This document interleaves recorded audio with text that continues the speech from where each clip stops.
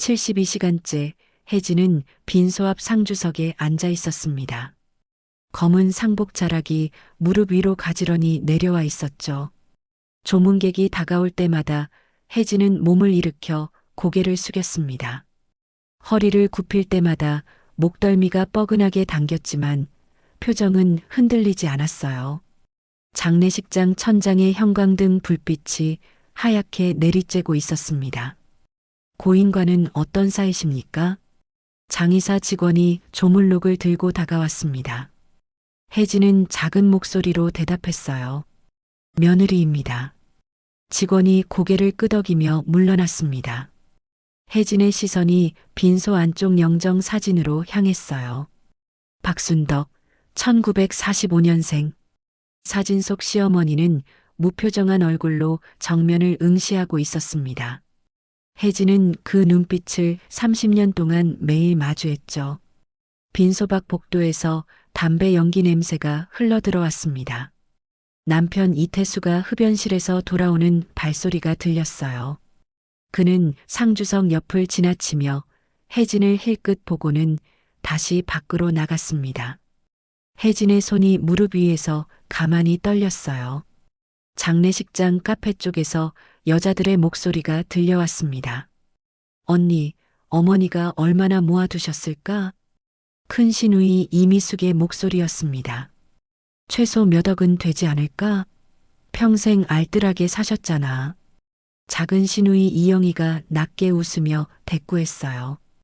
혜진은 그 소리를 들으면서도 고개를 돌리지 않았습니다. 그저 무릎 위에 놓인 손을 더 꽉 쥐었을 뿐이었죠. 조문객 한 명이 혜진 앞에 멈춰 섰습니다. 70대로 보이는 여자 어르신이었어요. 참 효부시네요. 72시간을 꼬박 지키시다니. 혜진이 고개를 숙여 인사했습니다. 당연한 일입니다. 어르신이 향을 피우고 절을 올린 뒤 물러났어요. 혜진은 다시 영정 사진을 바라봤습니다. 시어머니의 눈빛이 자신을 뚫어지게 쳐다보는 것 같았죠. 30년 전 22살의 혜진이 처음 시집에 도착한 날이 떠올랐습니다. 현관문을 열고 들어서자 시어머니가 거실 소파에 앉아 있었어요. 며느리 왔구나. 신발은 저기 가지런히 놔라. 그날부터 시작이었습니다. 아침 6시에 일어나 밥을 짓고 시어머니 방을 청소하고 빨래를 돌리는 일. 시어머니는 늘 무언가를 지적했죠. 김치는 왜 이렇게 짜게 담갔어? 국은 또 왜 이렇게 싱거워? 혜진은 한 번도 대꾸하지 않았습니다. 그저 고개를 숙이고 다시 하겠다고 말했을 뿐이었어요. 장의사 직원이 다시 다가왔습니다. 유족분들께 안내드릴 게 있는데요. 잠시 별실로 모이실 수 있으실까요? 혜진이 고개를 끄덕였습니다. 복도 저편에서 이태수가 휴대폰을 보며 걸어오고 있었어요. 카페에 있던 시누이들도 커피잔을 들고 나왔습니다. 뭔데요? 이미숙이 날카롭게 물었습니다. 고인의 유품 정리와 장례 절차 관련해서 설명드리려고요. 직원이 정중하게 답했어요. 가족들은 장례식장 2층 별실로 향했습니다. 혜진이 가장 뒤에서 천천히 걸었죠. 별실 문을 열자 작은 탁자와 의자들이 놓여 있었습니다. 직원이 서류 몇 장을 펼쳐 놓았어요. 장례는 내일 오전 10시에 발인 예정이시고요. 고인께서 생전에 준비해 두신 유언장이 있다고 들었습니다. 이미숙의 눈빛이 날카로워졌습니다. 유언장이요? 어디 있는데요? 직원이 고개를 저었어요. 제가 가진 건 아니고요. 유족분들께서 확인하셔야 할 것 같습니다. 이영희가 혜진을 쳐다봤습니다. 언니, 어머니 방 금고 열쇠 있죠? 혜진이 가방에서 작은 열쇠 하나를 꺼내 탁자 위에 놓았어요. 발인 끝나고 함께 확인하시죠. 이태수가 담배 연기 냄새를 풍기며 의자에 앉았습니다. 그래, 그때 보자고. 지금은 장례나 치르자. 하지만 그의 눈빛은 이미 금고 쪽을 향하고 있었습니다. 시누이들도 마찬가지였죠. 혜진은 그들의 시선을 느끼면서도 아무 말하지 않았어요. 별실의 공기가 무겁게 가라앉았습니다. 밤 10시 혜진은 다시 빈소 앞으로 돌아왔습니다. 조문객은 이제 거의 없었어요. 혜진은 영정사진 앞에 무릎을 꿇고 앉았습니다. 어머님, 작게 속삭인 목소리가 빈소 안에 울렸죠. 시어머니의 사진은 여전히 무표정했습니다. 혜진의 눈가에 희미하게 눈물이 맺혔어요. 하지만 그 눈물은 떨어지지 않았습니다. 혜진은 그저 고개를 숙인 채 가만히 앉아 있었죠. 장례식장 복도의 형광등이 깜빡거렸습니다. 어디선가 낮은 신음소리가 들려왔어요. 다른 빈소에서 울음을 참는 누군가의 소리였습니다. 혜진은 그 소리를 들으며 눈을 감았어요. 30년의 시간이 주마등처럼 지나갔습니다. 발인을 마친 다음 날 오후 가족들은 시어머니가 살던 아파트에 모였습니다. 30평대 거실에 오후 햇살이 비스듬히 들어왔어요. 이태수가 소파에 앉아 다리를 떨고 있었습니다. 이미숙과 이영희는 식탁 앞에 나란히 앉아 서로 눈빛을 주고받았죠. 혜진이 시어머니 방에서 금고를 들고 나왔습니다. 검은색 소형 금고가 생각보다 가벼웠어요. 혜진은 그것을 식탁 위에 조심스럽게 내려놓았습니다. 자, 열어보시죠. 이미숙이 재촉하듯 말했어요. 혜진이 가방에서 열쇠를 꺼내 금고 자물쇠에 넣었습니다. 찰칵 소리와 함께 금고 뚜껑이 열렸죠. 안에는 통장 한 권과 낡은 수첩, 그리고 봉투에 든 유언장이 들어 있었습니다. 이태수가 벌떡 일어나 통장을 먼저 집어들었어요. 어디 보자. 그가 통장 첫 페이지를 펼쳤습니다. 예금주 박순덕, 잔액 1043만 원. 이태수의 얼굴이 순식간에 굳어졌어요. 뭐야 이게? 이미숙이 통장을 낚아채듯 가져갔습니다. 그녀의 눈이 잔액 부분을 훑었죠. 1043만 원? 이게 전부라고? 목소리가 날카롭게 높아졌습니다. 이영희도 몸을 앞으로 기울이며 통장을 들여다봤어요. 언니, 이거 장난하는 거 아니에요? 어머니가 평생 모은 게 고작 1000만 원? 이미숙이 통장을 탁자에 내던졌습니다. 통장이 테이블 모서리에 부딪혀 바닥으로 떨어졌죠. 혜진은 가만히 서서 그 광경을 지켜봤습니다. 이거 말이 돼? 우리 어머니가 얼마나 알뜰하게 사셨는데. 이태수가 소리쳤어요. 그의 얼굴이 붉게 달아올랐습니다. 이미숙이 혜진을 똑바로 쳐다봤습니다. 언니, 생활비로 얼마나 들였어요? 혜진이 잠시 망설이다 입을 열었어요. 매달 200만 원씩 들였습니다. 200씩? 몇 년 동안요? 이영희가 날카롭게 물었습니다. 결혼하고 나서 쭉이요. 30년 동안. 거실이 순간 조용해졌습니다. 이태수가 손가락으로 허공에 계산을 하기 시작했어요. 200 곱하기 12달이면 2400, 거기에 30년을. 7억이 넘잖아. 그의 목소리가 떨렸습니다. 이미숙이 의자를 박차고 일어났어요. 7억을 들였는데 통장에 1000만 원? 나머지 돈은 어디 갔어요? 혜진을 향한 시선이 날카로워졌습니다. 이영희도 자리에서 일어나 혜진에게 다가왔죠. 언니가 중간에 빼돌린 거 아니에요? 어머니한테 다 안 드린 거겠죠? 혜진의 손이 미세하게 떨렸습니다. 저는 매달 정확히 200만 원씩 어머님 통장으로 이체했어요. 증거 있어요? 영수증이나 이체 내요? 이미숙이 팔짱을 끼고 물었어요. 혜진이 고개를 저었습니다. 영수증은 따로 챙기지 않았어요. 어머님께서 받으시기만 하셨고, 그럼 증명을 못 하잖아요. 이영희의 목소리가 높아졌습니다. 이태수가 주먹으로 식탁을 탁 쳤어요. 당신 솔직히 말해봐. 얼마나 빼먹은 거야? 혜진의 얼굴이 창백해졌습니다. 저는 한 푼도 안 빼먹었어요. 매달 빠짐없이 드렸다고요. 그럼 그 돈은 다 어디 갔는데? 어머니가 도박이라도 하셨어? 이미숙이 비웃듯 말했어요. 거실 공기가 무겁게 가라앉았습니다. 혜진은 입술을 깨물며 고개를 숙였어요. 눈앞이 흐려지는 것 같았습니다. 30년간 한 달도 거르지 않고 들였던 돈들이 떠올랐죠. 언니가 어머니 명의로 뭐 만들어 놓은 거 아니에요? 부동산이나 적금 같은 거? 이영희가 의심 가득한 눈빛으로 물었습니다. 저는 정말 아무것도 모릅니다. 혜진의 목소리가 잠겼어요. 이태수가 휴대폰을 꺼내 들었습니다. 당장 은행 가서 어머니 거래 내역 다 뽑아봐야겠어. 돈이 어디로 빠져나갔는지 확인해야 돼. 그래요, 오빠. 당장 가요. 이미숙이 가방을 집어들었습니다. 이영희도 재킷을 걸쳤죠.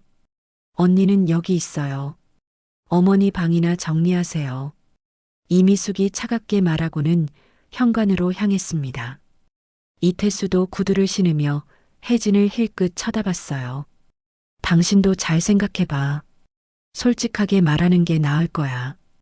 쾅, 현관문이 닫혔습니다. 거실에 혼자 남은 혜진은 그대로 주저앉았어요. 식탁 위에 놓인 금고가 텅 빈 것처럼 느껴졌습니다. 혜진의 시선이 바닥에 떨어진 통장으로 향했습니다. 1043만 원. 그 숫자가 눈에 아른거렸어요. 혜진은 손을 뻗어 통장을 집어들었습니다. 통장을 펼쳐 거래 내역을 확인했어요. 매달 200만 원씩 입금된 기록이 빼곡했습니다. 그리고 그 돈들이 일주일 내로 모두 출금되어 있었죠. 어디로 가신 걸까? 혜진이 혼잣말처럼 중얼거렸습니다. 창밖으로 저녁 햇살이 기울어지고 있었어요. 아파트 거실은 점점 어두워졌습니다. 혜진은 통장을 금고 안에 다시 넣었어요. 그때 금고 바닥에 깔린 낡은 수첩이 눈에 들어왔습니다. 갈색 표지에 손때가 잔뜩 묻어 있었죠.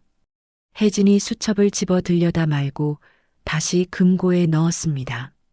지금은 볼 마음이 없었어요. 혜진은 금고를 닫고 시어머니 방으로 들어갔습니다.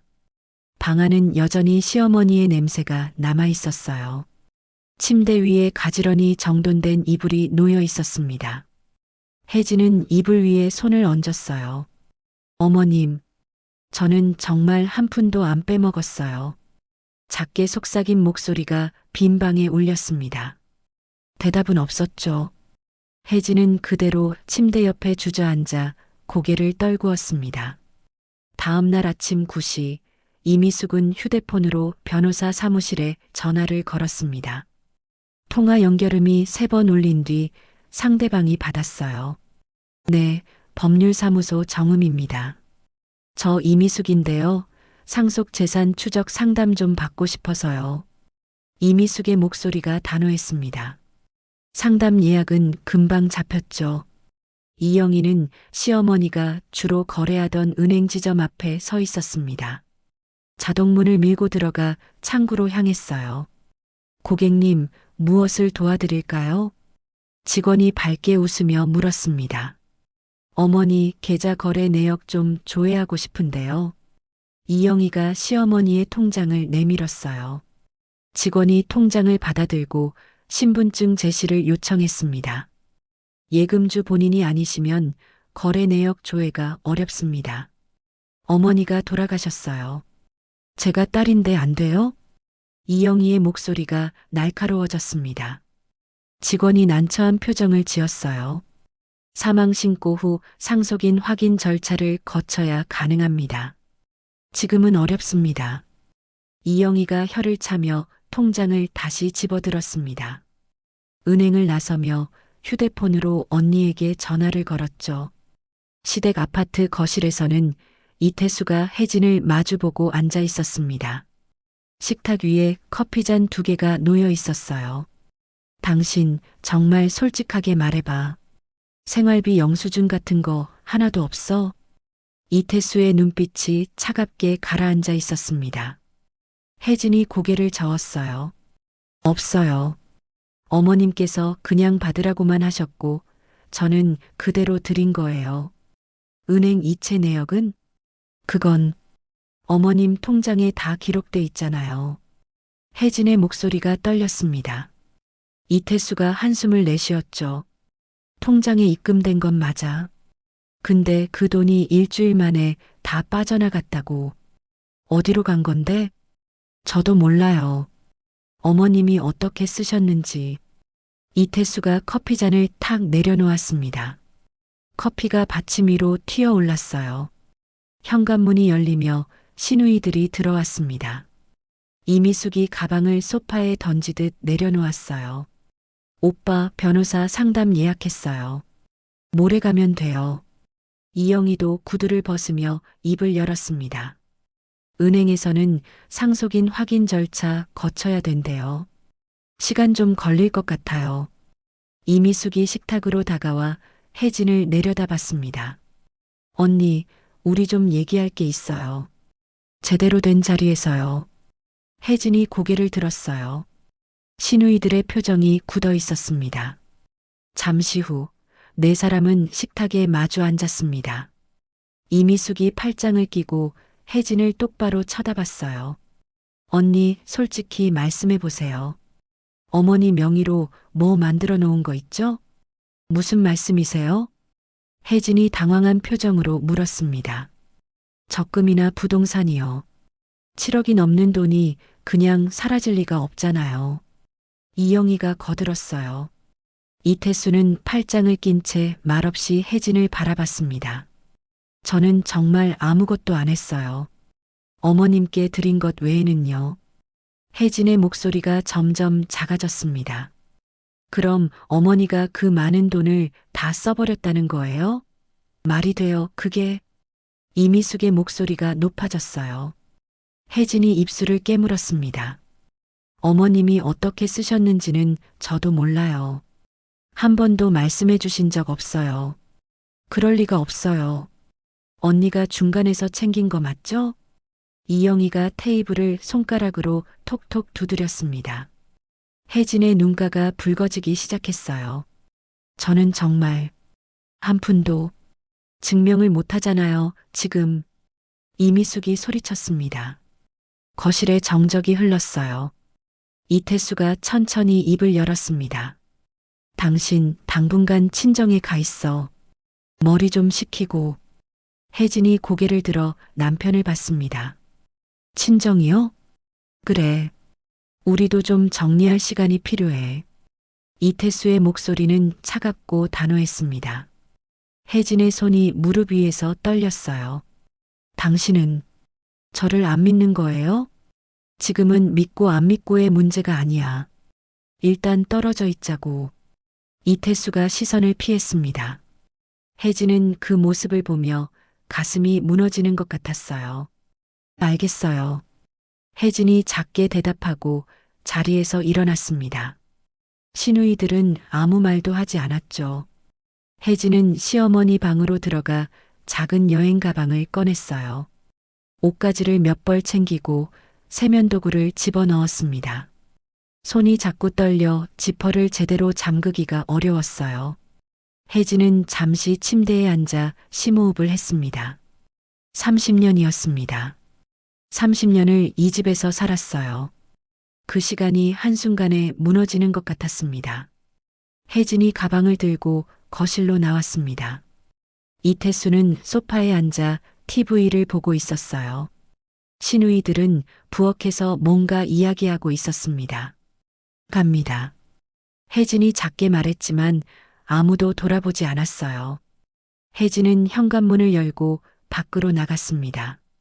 문이 닫히는 소리가 복도에 울렸죠. 혜진은 엘리베이터를 기다리며 휴대폰을 꺼냈습니다. 주소록에서 정숙이라는 이름을 찾아 전화를 걸었어요. 여보세요? 친구의 밝은 목소리가 들렸습니다. 정수가 나야. 혹시 며칠만 내 집에 있어도 될까? 혜진의 목소리가 갈라졌어요. 전화기 너머로 친구의 놀란 숨소리가 들렸습니다. 무슨 일이야? 당장 와. 주소 보낼게. 엘리베이터가 도착했습니다. 혜진은 가방을 끌고 안으로 들어갔어요. 거울에 비친 자신의 얼굴이 창백하게 보였습니다. 친구 정숙의 집은 작은 원룸이었습니다. 혜진이 도착하자 정숙이 문을 열어줬어요. 어서 와. 무슨 일이야? 얼굴이 왜 이래? 정숙이 혜진의 가방을 받아들었습니다. 혜진은 현관에 서서 말문이 막혔어요. 들어와서 얘기해. 일단 앉아. 정숙이 혜진을 안쪽으로 안내했습니다. 혜진은 작은 소파에 앉자마자 고개를 떨궜어요. 눈물이 주르륵 흘러내렸습니다. 시댁에서 쫓겨났어. 작게 나온 말이었지만 정숙은 다 들었습니다. 정숙이 혜진의 어깨에 손을 얹었어요. 천천히 얘기해봐. 무슨 일인데? 혜진은 떨리는 목소리로 지난 이틀간의 일을 설명했습니다. 시어머니의 장례, 1,000만 원의 통장, 가족들의 의심. 정숙은 말없이 듣다가 한숨을 내쉬었어요.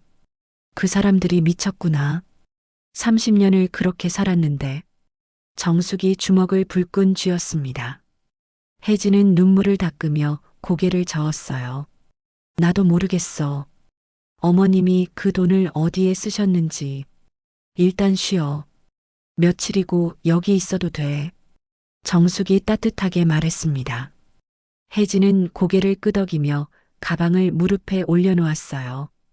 그때 가방 안쪽에서 뭔가 만져졌습니다. 친구 정숙의 집에서 사흘째 되는 날이었습니다. 혜진은 소파에 앉아 멍하니 창밖을 바라보고 있었어요. 가방이 소파 옆에 놓여 있었습니다. 혜진아, 물 좀 마셔. 정숙이 컵을 내밀었어요. 혜진이 고개를 끄덕이며 물을 받아 마셨습니다. 좀 괜찮아졌어? 정숙이 옆에 앉으며 물었습니다. 혜진이 작게 한숨을 내쉬었어요. 응, 고마워. 혜진이 빈 컵을 테이블에 내려놓으며 가방을 집어들었습니다.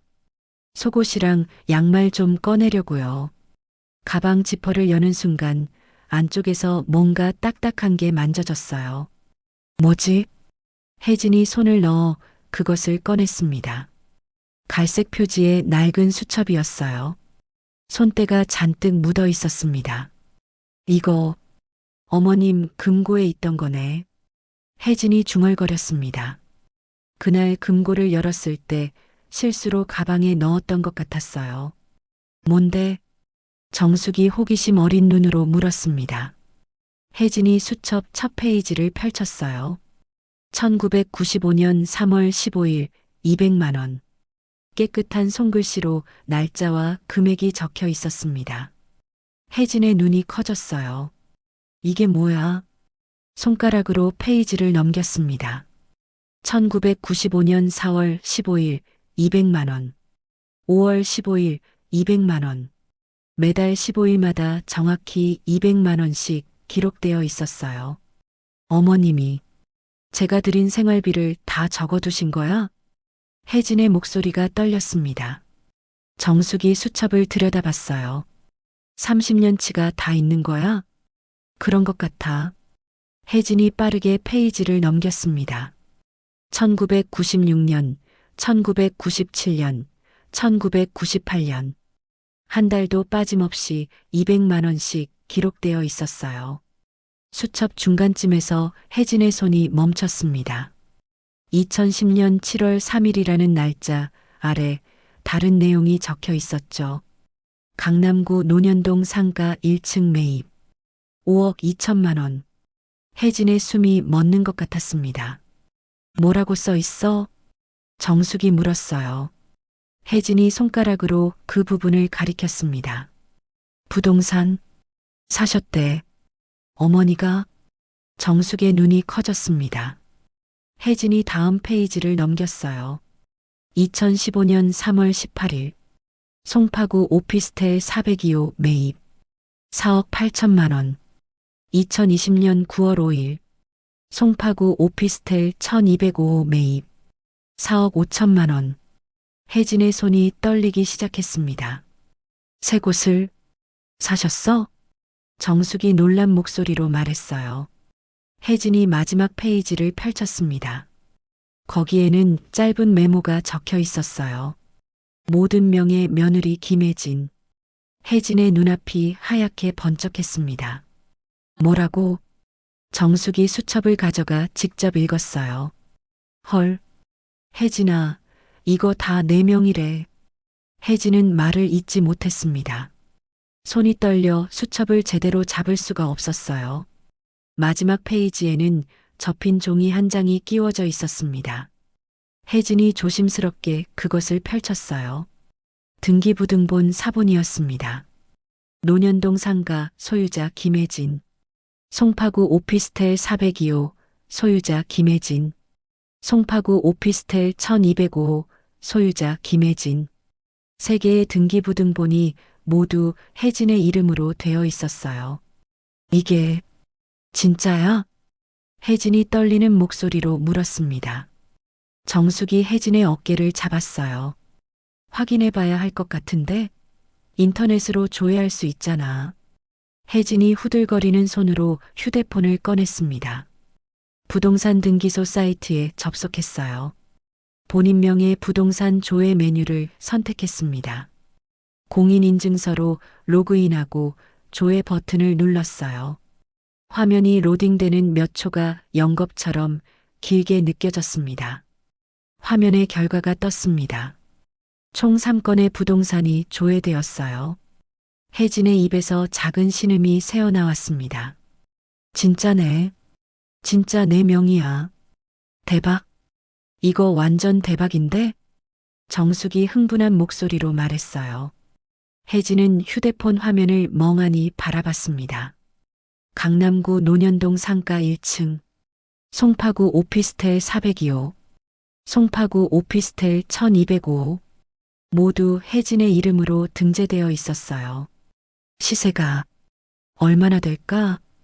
혜진이 떨리는 손으로 부동산 시세 사이트를 검색했습니다.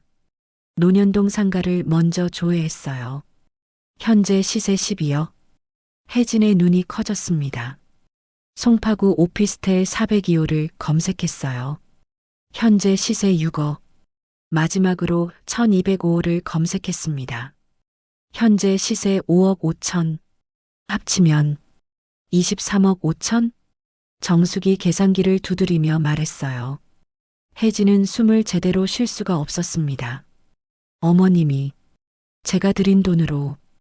혜진의 눈에 눈물이 고였어요.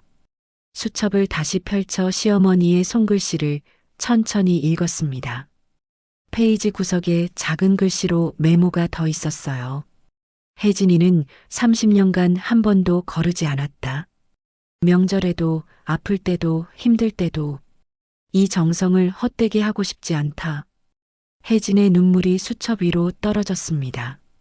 잉크가 번지지 않게 조심스럽게 닦아냈어요. 혜진아. 정숙이 혜진을 꼭 안아줬습니다. 혜진은 친구의 어깨에 얼굴을 묻고 소리 없이 울었어요. 한참을 울고 나서 혜진이 고개를 들었습니다. 눈이 퉁퉁 부어 있었어요.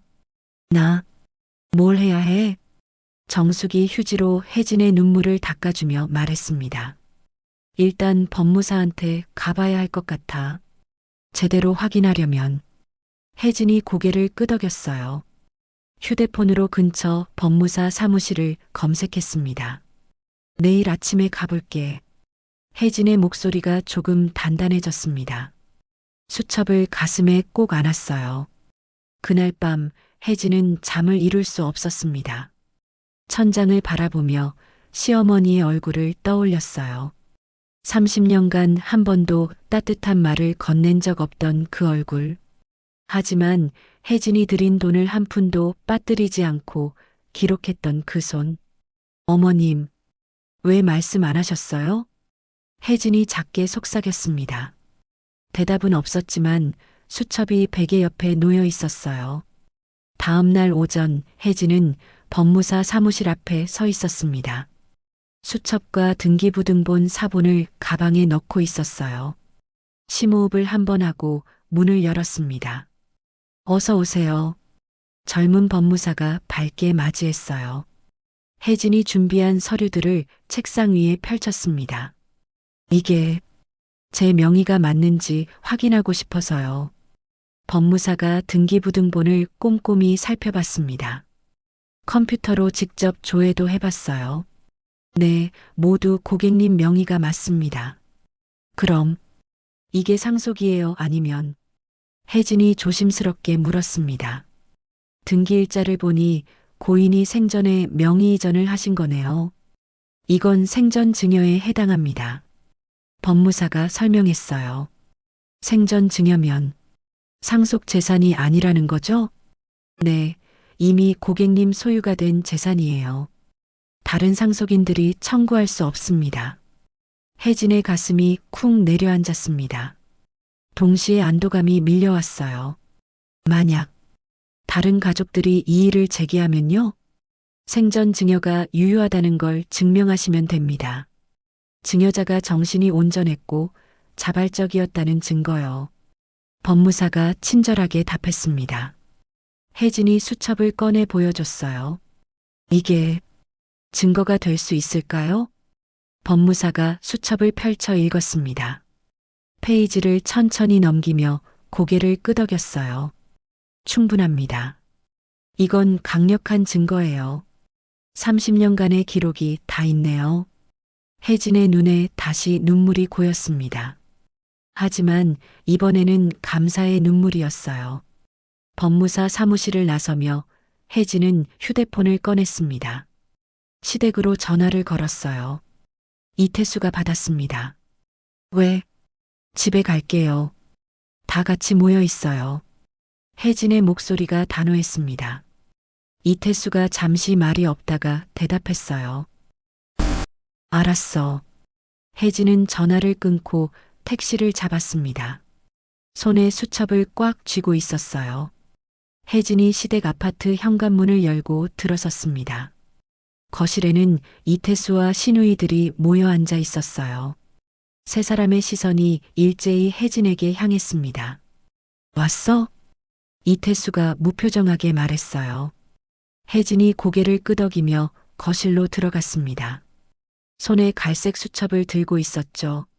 무슨 얘기하려고 오라는 거예요? 이미숙이 팔짱을 끼고 물었습니다. 혜진은 대답 대신 수첩을 식탁 위에 던졌어요. 탁 소리와 함께 수첩이 테이블에 떨어졌습니다. 그게 뭔데요? 이영희가 수첩을 집어들었어요. 첫 페이지를 펼치는 순간 눈썹이 올라갔습니다. 이게 이미숙이 옆에서 들여다봤습니다. 1995년 3월 15일 200만 원. 4월 15일 200만 원. 페이지마다 빼곡하게 적힌 날짜와 금액들. 어머니가 다 기록해 두셨네. 이미숙의 목소리가 낮아졌어요. 이태수가 자리에서 일어나 수첩을 가져갔습니다. 페이지를 빠르게 넘기며 확인했어요. 30년치 기록이 한 달도 빠짐없이 적혀 있었습니다. 그래서 이게 증명이 돼요? 이영희가 비웃듯 말했습니다. 뒤쪽 좀 봐요. 혜진이 차갑게 말했어요. 이태수가 수첩 중간 부분을 펼쳤습니다. 2010년 7월 3일 강남구 논현동 상가 1층 매입. 그의 손이 멈췄습니다.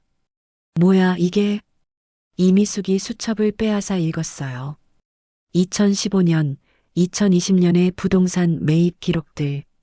그녀의 얼굴이 점점 창백해졌습니다. 어머니가 부동산을 사셨다고? 이영희가 놀란 목소리로 물었어요. 혜진이 가방에서 등기부등본을 꺼냈습니다. 세 장의 서류를 식탁 위에 나란히 펼쳤죠. 그리고 명의는 다 저예요. 정적이 흘렀습니다. 이태수가 등기부등본을 집어들었어요. 소유자 김혜진. 세 개 모두 혜진의 이름이 적혀 있었습니다. 이게 진짜야? 이태수의 목소리가 떨렸어요. 혜진이 휴대폰을 꺼내 화면을 보여줬습니다. 부동산 등기소 조회 결과였죠. 직접 확인하셨으면 좋겠네요. 이미숙이 휴대폰을 낚아채듯 가져갔습니다. 화면을 확대해서 꼼꼼히 읽었어요. 논현동 상가, 송파구 오피스텔 2채, 모두 김혜진 명의. 이럴 수가. 이미숙의 손에서 휴대폰이 떨어질 뻔했습니다. 이영희가 부랴부랴 받아들고 확인했어요. 시세가 얼마예요? 이영희가 떨리는 목소리로 물었습니다. 논현동 상가 12억, 오피스텔들 합쳐서 11억 정도요. 혜진이 담담하게 답했어요. 23억? 이태수가 허공에 대고 중얼거렸습니다. 소파에 주저앉았어요. 이미숙이 갑자기 혜진에게 다가왔습니다.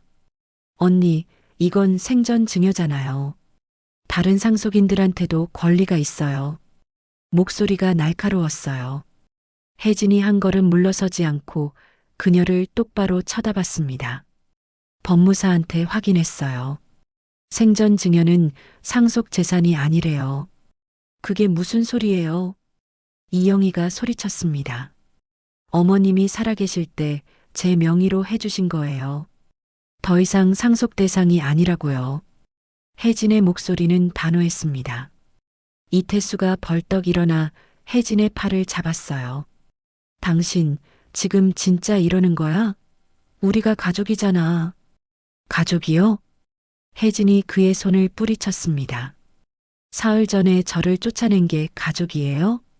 이태수의 얼굴이 붉어졌어요. 그건 그때는 상황이 저를 도둑 취급한 것도 가족이에요? 혜진의 목소리가 높아졌습니다.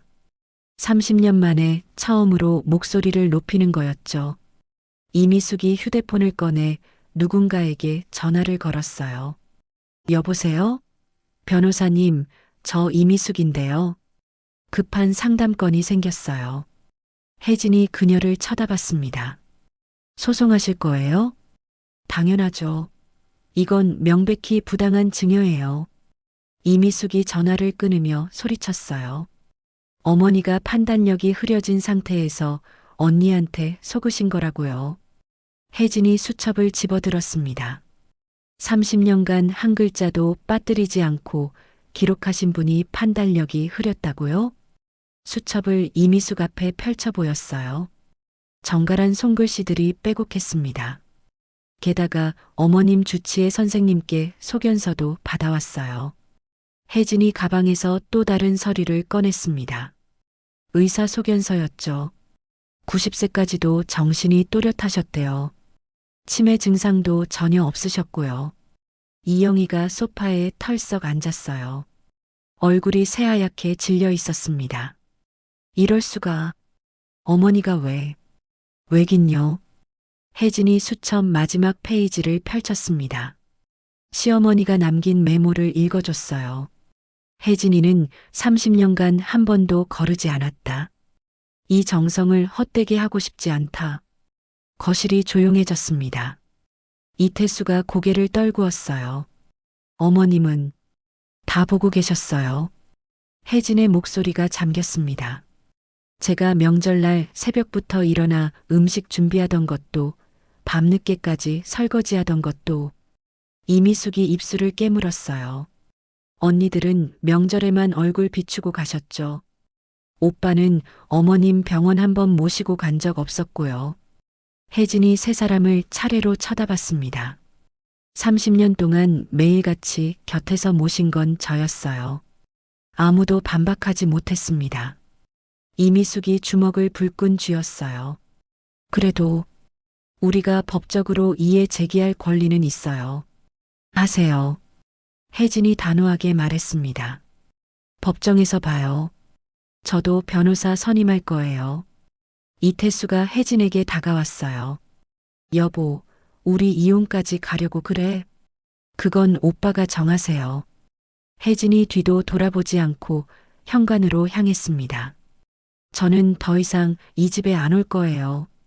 연락은 변호사 통해서 하세요. 현관문을 열려는 순간 이영희가 소리쳤어요. 언니, 우리 진짜 법정까지 가야 돼요?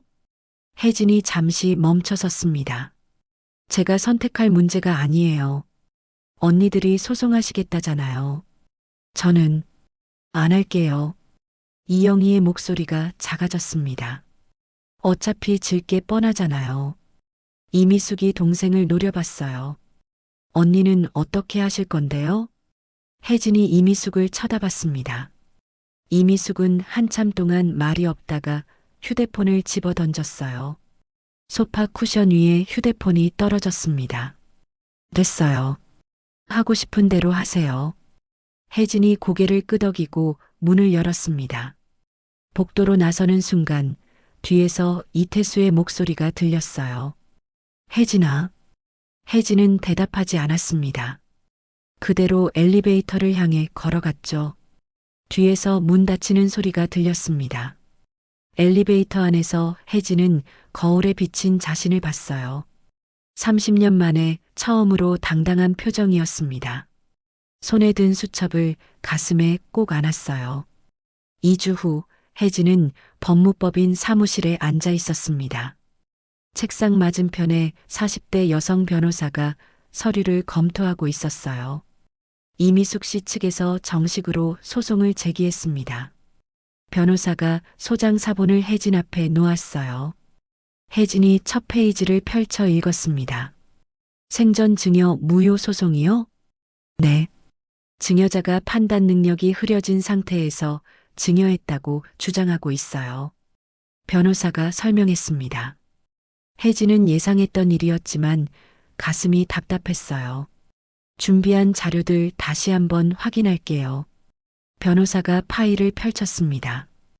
혜진이 가져온 30년치 가계부가 테이블 위에 놓였어요. 이게 생활비 지출 내역이시죠?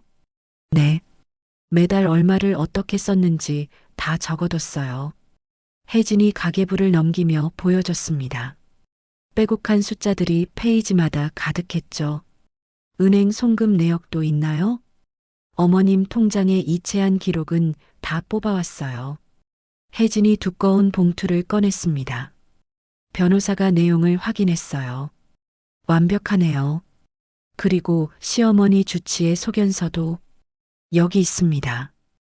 혜진이 또 다른 서류를 건넸어요. 의사 소견서에는 박순덕 여사가 생전 인지 능력이 정상이었다는 내용이 적혀 있었습니다. 병원 진료 기록도 필요해요. 변호사가 메모를 했습니다.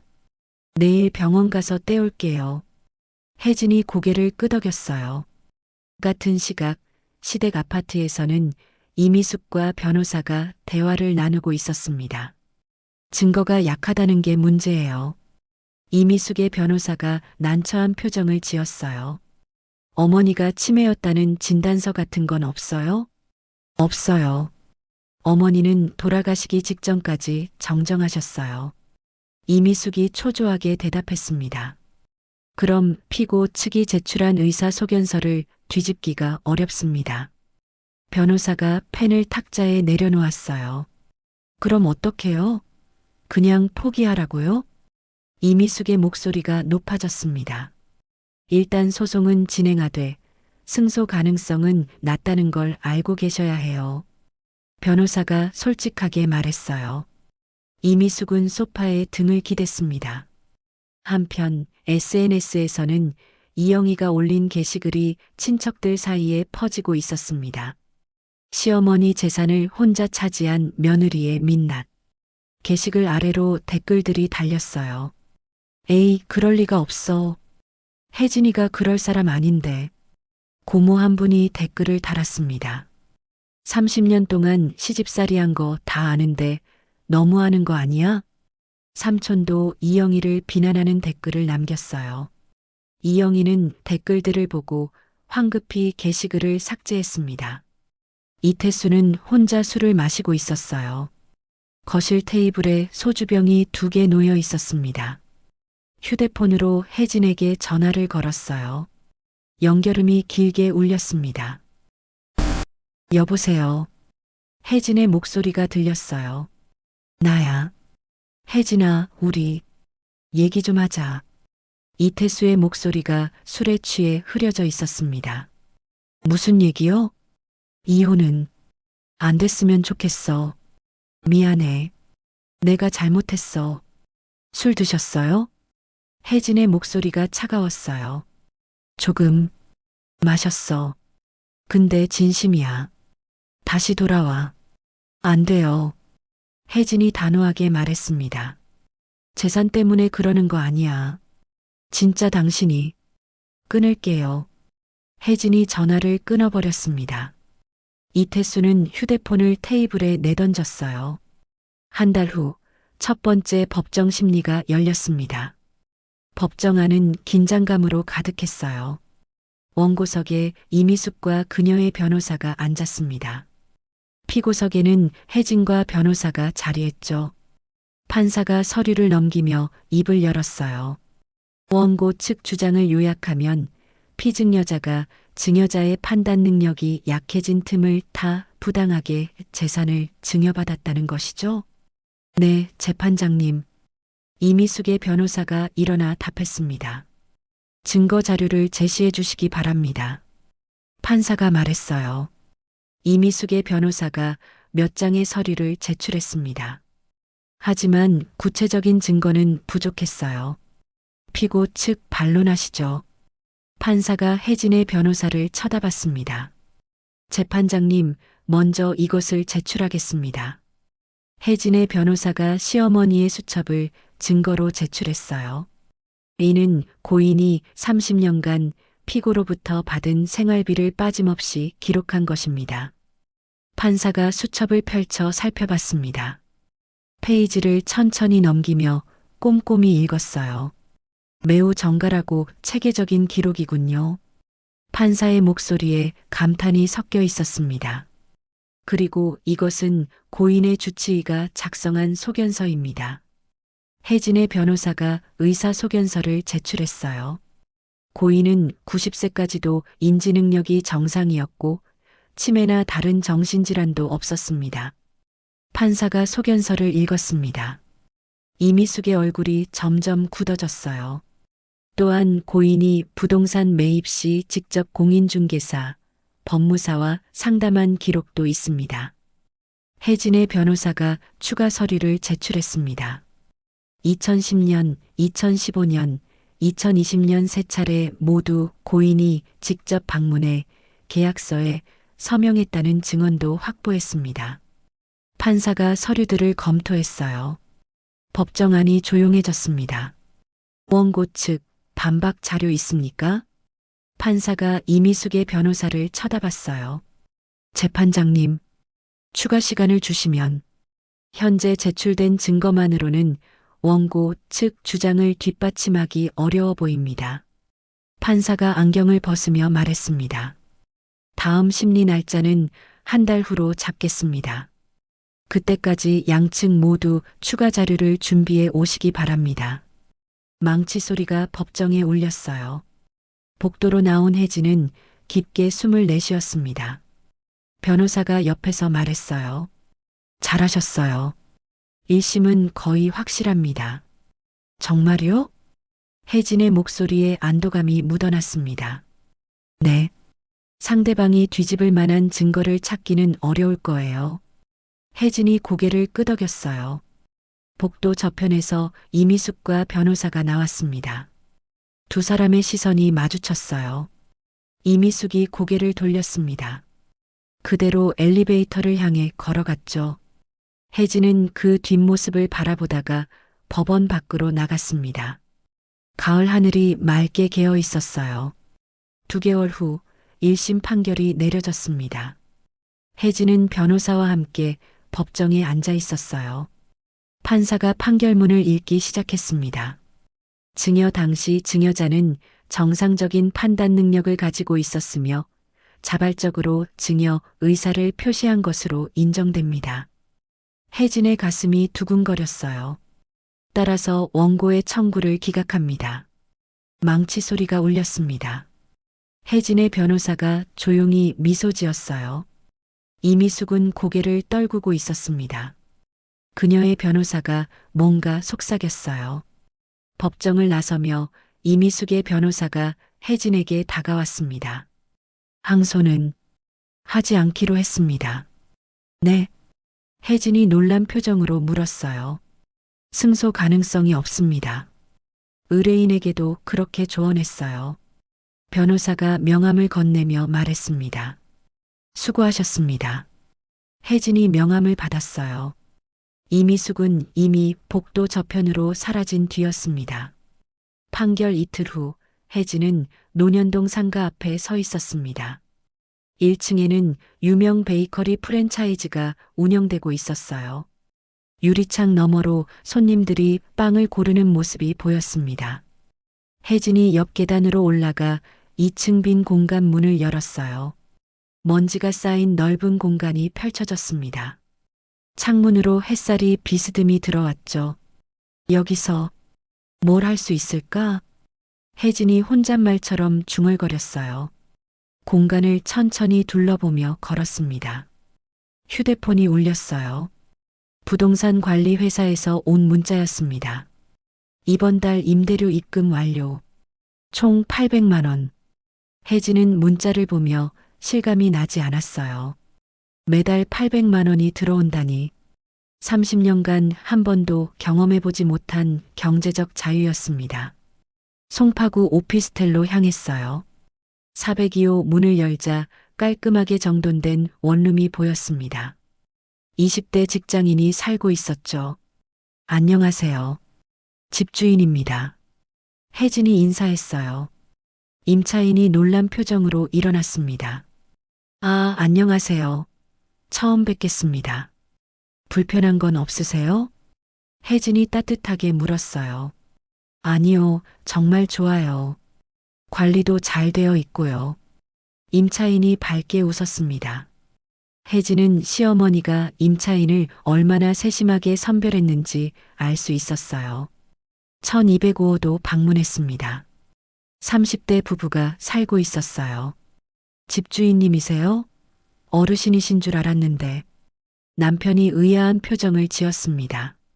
최근에 명의가 바뀌었어요. 혜진이 조심스럽게 답했어요. 아, 그러시구나. 저희도 계약 갱신하고 싶은데 괜찮을까요? 당연하죠. 좋은 분들이 사셔서 감사해요. 혜진이 고개를 끄덕였습니다. 오피스텔을 나서며 혜진은 시어머니를 떠올렸어요. 한 푼 한 푼 모은 돈으로 이렇게 꼼꼼하게 재산을 만들어 놓으셨다니. 그것도 모두 혜진의 이름으로. 휴대폰이 다시 울렸습니다. 이태수였어요. 혜진은 잠시 망설이다 전화를 받았습니다. 여보세요. 혜진아, 나야. 만날 수 있을까? 이태수의 목소리가 조심스러웠어요. 무슨 일이세요? 얘기할 게 있어. 제발, 한 번만. 혜진이 한숨을 내쉬었습니다. 논현동 상가 앞 카페로 오세요. 1시간 후에요. 전화를 끊고 혜진은 카페로 향했어요. 1시간 후 이태수가 카페에 들어왔습니다. 야윈 얼굴에 수염이 거칠게 자라 있었어요. 앉으세요. 혜진이 차갑게 말했습니다. 이태수가 조심스럽게 자리에 앉았어요. 혜진아, 미안해. 그 말 하려고 부르신 거예요? 아니, 그게 아니라 이혼은 안 하면 안 될까? 이태수가 떨리는 목소리로 물었어요. 혜진이 커피잔을 들어 한 모금 마셨습니다. 저는 이미 마음 정했어요. 재산 때문이 아니야. 정말 당신이 필요해. 30년 전에 그 말 해주셨어야죠. 혜진의 목소리가 단단했어요. 나도 잘못한 거 알아. 그때 너무 화가 나서 저를 도둑 취급하셨죠. 혜진이 이태수를 똑바로 쳐다봤습니다. 그건 이태수가 말을 잇지 못했어요. 저를 한 번도 믿어주신 적 없잖아요. 30년 동안. 혜진이 가방에서 서류 봉투를 꺼냈습니다. 이혼 소송 서류예요. 변호사가 준비해뒀어요.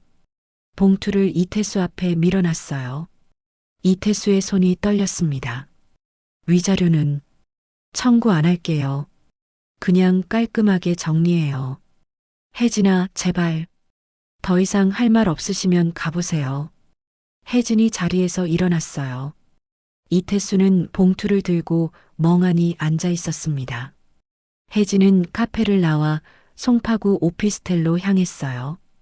1205호가 아닌 402호였습니다. 임차인에게 양해를 구하고 한 달간 비워달라고 부탁했었죠. 짐은 별로 없었어요. 친구 정숙이 도와주러 와 있었습니다. 여기 정말 좋다. 혜진아. 정숙이 창밖을 내다보며 말했어요. 응. 새 출발하기 딱 좋아. 혜진이 박스를 풀며 미소 지었습니다. 이혼 소송은 어떻게 돼? 오늘 서류 전달했어. 곧 진행될 거야. 잘했어. 그 사람들한테는 아까운 삶이었어. 정숙이 혜진의 어깨를 토닥였어요. 짐 정리를 마치고 두 사람은 소파에 앉았습니다. 혜진이 가방에서 시어머니의 수첩을 꺼냈어요. 이거 어떻게 할 거야? 정숙이 물었습니다. 액자에 넣어서 걸어둘까 해. 혜진이 수첩을 조심스럽게 펼쳤어요. 마지막 페이지에 있는 메모를 다시 읽었습니다. 그때 수첩 안쪽에서 작은 봉투가 떨어졌어요. 혜진이 주워들었습니다. 이게 뭐지? 봉투를 열자 손편지가 들어 있었어요. 시어머니의 손글씨였습니다. 혜진아, 이 편지를 읽을 때쯤이면 나는 이미 세상에 없겠지. 30년 동안 고마웠다. 말로 표현은 못했지만 내가 얼마나 고생했는지 다 봤단다. 아들과 딸들은 명절에만 왔지만 너는 매일 내 곁에 있었어. 아플 때 병원에 데려간 것도 밤에 이불 덮어준 것도 모두 너였지. 이 재산은 내 것이다. 내가 30년 동안 나를 위해 쓴 시간의 대가야. 당당하게 받아라. 그리고 이제는 내 인생을 살아. 진짜 가족은 혈연이 아니라 함께한 시간으로 만들어진단다. 너는 내 진짜 가족이었어. 고맙다, 혜진아. 혜진의 눈에서 눈물이 주르륵 흘러내렸어요. 정숙도 옆에서 같이 울었습니다. 어머님, 혜진이 편지를 가슴에 안았어요. 30년 동안 듣지 못했던 말들이 거기 있었습니다. 며칠 후 이태수가 이혼 동의서에 서명했다는 연락이 왔어요. 위자료를 지급하겠다는 내용도 포함되어 있었습니다. 혜진은 담담하게 서류를 받아들었어요. 더 이상 슬프지도 화나지도 않았습니다. 그저 한 장이 넘어가는 기분이었죠. 시누이들과는 연락이 완전히 끊겼어요. 이미숙도 이영희도 더 이상 전화하지 않았습니다. 혜진은 매달 임대 수익의 10%를 독거노인 지원센터에 기부하기로 했어요. 시어머니를 기리는 방법이었습니다. 첫 번째 기부금 영수증을 받았을 때 혜진은 시어머니 영정 사진 앞에 놓았어요. 어머님 잘 쓰고 있어요. 작게 속삭였습니다. 사진 속 시어머니는 여전히 무표정했지만 이제는 따뜻하게 느껴졌어요. 논현동 상가 2층 공간을 보러 인테리어 업체 사장이 왔습니다. 여기를 카페로 만들고 싶으세요? 네. 작지만 따뜻한 공간으로요. 혜진이 웃으며 답했어요. 좋습니다. 설계해서 견적 보내드릴게요. 업체 사장이 공간을 둘러보며 메모했습니다. 혜진은 창가에 서서 거리를 내려다봤어요. 사람들이 분주하게 오가고 있었습니다. 그 모습이 새롭게 보였죠. 50년을 살았지만 진짜 인생은 지금부터 시작이라는 생각이 들었어요. 1년 후 논현동 상가 2층 순덕의 부엌이라는 간판이 햇살을 받아 빛나고 있었습니다. 유리문 안쪽으로 따뜻한 조명이 켜져 있었어요. 오픈 당일 아침 혜진은 카페 입구에 서 있었습니다. 흰색 앞치마를 두른 모습이 단정했어요. 입구 옆에는 시어머니의 사진이 작은 액자에 담겨 걸려 있었습니다. 언니 축하해. 친구 정숙이 화환을 들고 다가왔어요. 뒤따라 동네 이웃들도 하나둘 모여들었습니다. 어머, 여기 정말 예쁘네요. 커피 향 좋은데요? 손님들이 카페 안으로 들어오기 시작했어요. 혜진이 밝게 웃으며 맞이했습니다. 어서 오세요. 오늘은 오픈 기념으로 커피 한 잔씩 서비스예요. 카페 안은 금방 사람들로 북적였어요. 나무 테이블과 의자들이 아늑하게 배치되어 있었습니다. 벽면에는 혜진이 직접 찍은 사진들이 걸려 있었죠. 사장님, 이 빵 직접 만드신 거예요? 단골 손님이 물었어요. 네, 새벽부터 구웠어요. 맛있게 드세요. 혜진이 따뜻하게 답하며 빵을 내왔습니다. 크루아상과 스콘, 치아바타까지 모두 혜진의 손에서 만들어진 것들이었어요. 창가 자리에 앉은 70대 할머니가 혜진을 불렀습니다. 사장님, 여기 분위기 참 좋네요. 자주 올게요. 감사합니다. 편하게 오세요. 혜진이 커피를 서빙하며 미소 지었어요. 오후가 되자 손님들이 조금 줄었습니다. 혜진은 카운터에 기대어 카페 안을 둘러봤어요. 시어머니 사진 앞에는 작은 꽃병이 놓여 있었습니다. 어머님, 보고 계세요? 혜진이 작게 속삭였어요. 사진 속 시어머니는 여전히 무표정했지만 이제는 자랑스러워하는 것 같았습니다. 저녁 6시 마지막 손님이 나가고 혜진은 정리를 시작했어요.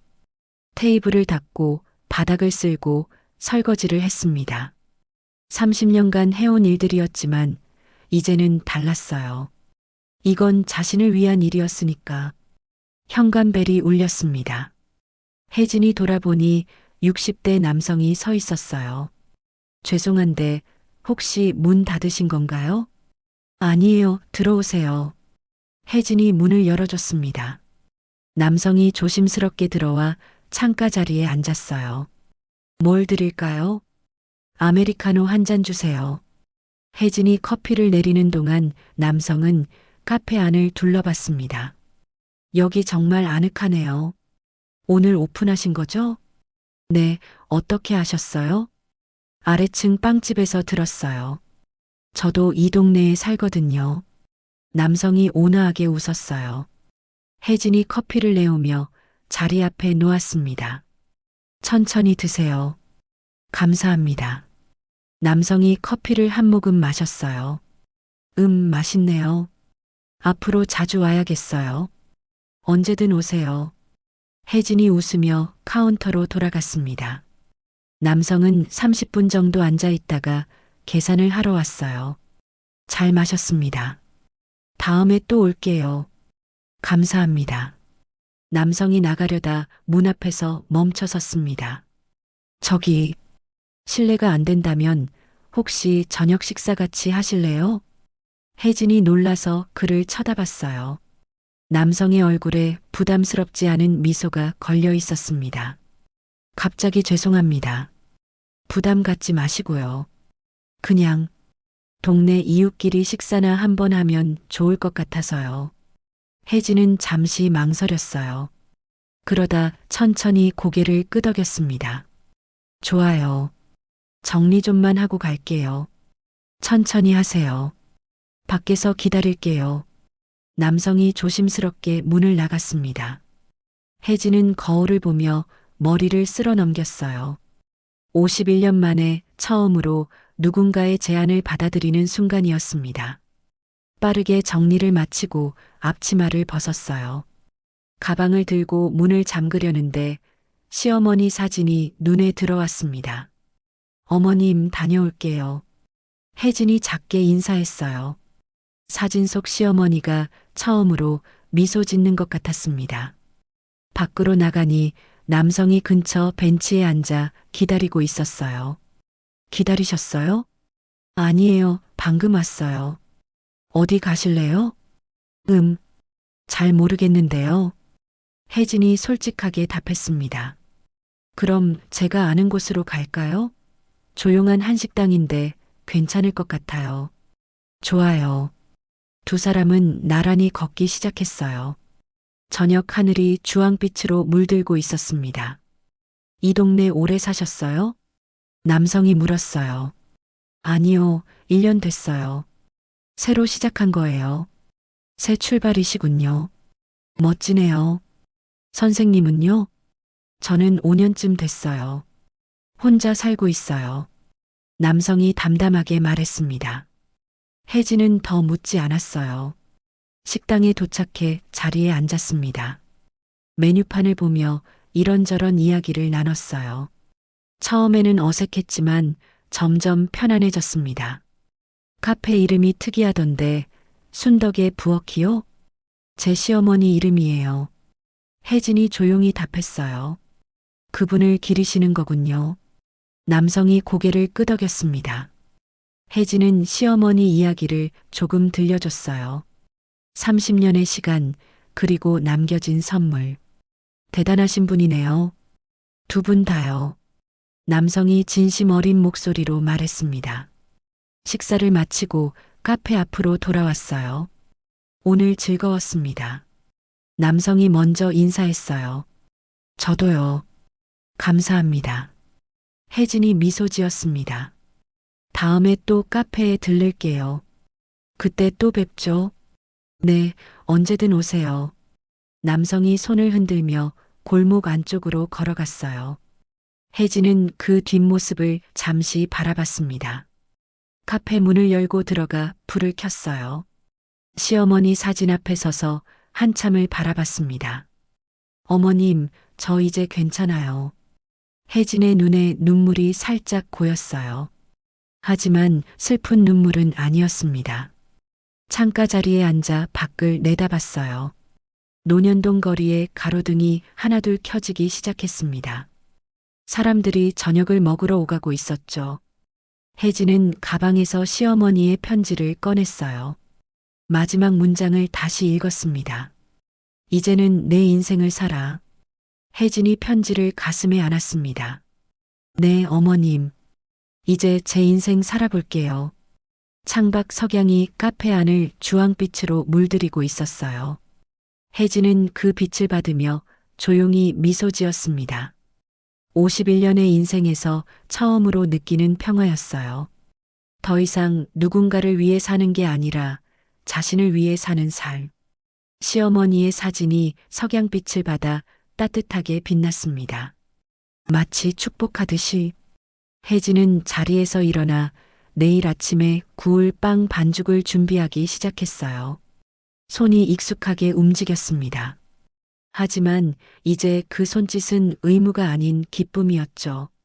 카페의 불빛이 어두워진 거리를 비추고 있었습니다. 순덕의 부엌이라는 간판이 밤하늘 아래 조용히 빛나고 있었어요. 새로운 시작. 51세 혜진의 진짜 인생이 이제 막 시작되는 순간이었습니다.